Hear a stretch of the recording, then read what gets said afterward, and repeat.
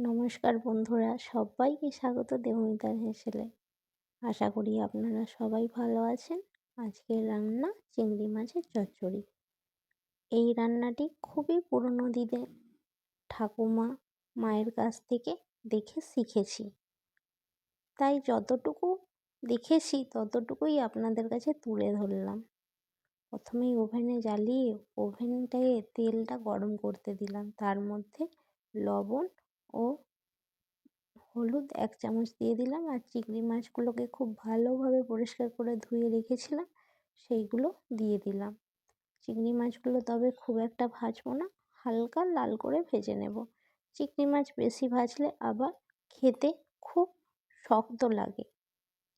এবার ভাজা আমাদের হয়ে গেছে। এবার একটা বলে চিংড়ি মাছগুলোকে তুলে নেব। ওই তেলের মধ্যে আবারও অল্প একটু সর্ষের তেল দিয়ে কালো জিরে ফোড়ন দিয়ে দিলাম। এরপর ওখানে কেটে রাখা পেঁয়াজ কুচি, আলু কুচি আর বেগুন কুচি আর একটা কাঁচা লঙ্কা চিড়ে রেখেছিলাম, ওটা দিয়ে দিলাম। এরপর ওই পেঁয়াজ কুচিগুলোকে দিয়ে হালকা লাল করে ভেজে নেব। তারপর ওই আলুগুলোকে দিয়ে দেব, দিয়ে এটাকে একটু ঢাকা দিয়ে ভেজে নেব, যাতে ভাজা ও সেদ্ধ দুটোই ভালোভাবে হয়ে যায়। আর এদিকে একটা মিক্সির বোলে আমি কিছু মশলা করে নেব। 1 চামচ জিরে গুঁড়ো, 4-5 টুকরো আদা আর 2টো কাঁচা লঙ্কা আর সামান্য পরিমাণে জল। ওদিকে মশলাটা হতে থাকার এদিকে আলুগুলো আমার হালকা ভাজা হয়ে গেছে, তাই এর মধ্যে 1 চামচ হলুদ গুঁড়ো আর 1/2 চামচ রেড চিলি পাউডার দিয়ে হালকা করে আলুগুলোকে নেড়ে ছেড়ে নেব।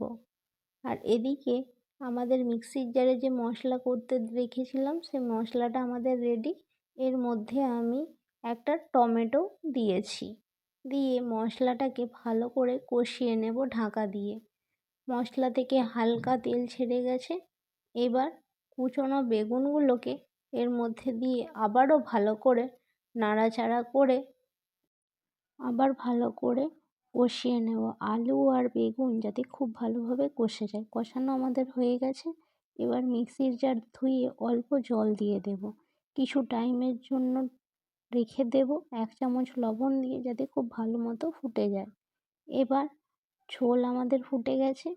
ভেজে রাখা যে চিংড়ি মাছগুলো রেখেছিলাম সেইগুলো একে একে এর মধ্যে দিয়ে দেব। আবারও একটু নেড়ে চেড়ে ঢাকা দিয়ে রেখে দেব। আজকের এই রান্নাটা পুরোপুরিভাবে ঢাকা দিয়ে করেছি। ঠাকুমা মায়ের কাছে শুনেছি এই চচ্চড়ি ঢেকে ঢেকে রান্না করলে নাকি টেস্ট আরও খুব বেশি বেড়ে যায়। এরপর 1/2 বাটি ধনেপাতা কুচি আর ওপর থেকে সর্ষের তেল ছড়িয়ে দিলাম। দিলেই আমাদের তৈরি চিংড়ি মাছের চচ্চড়ি। এই রেসিপিটি ভাতের সাথে দুর্দান্ত লাগে খেতে। ভিডিওটি ভালো লাগলে লাইক, কমেন্ট, শেয়ার, সাবস্ক্রাইব করবেন আমার চ্যানেলটিকে।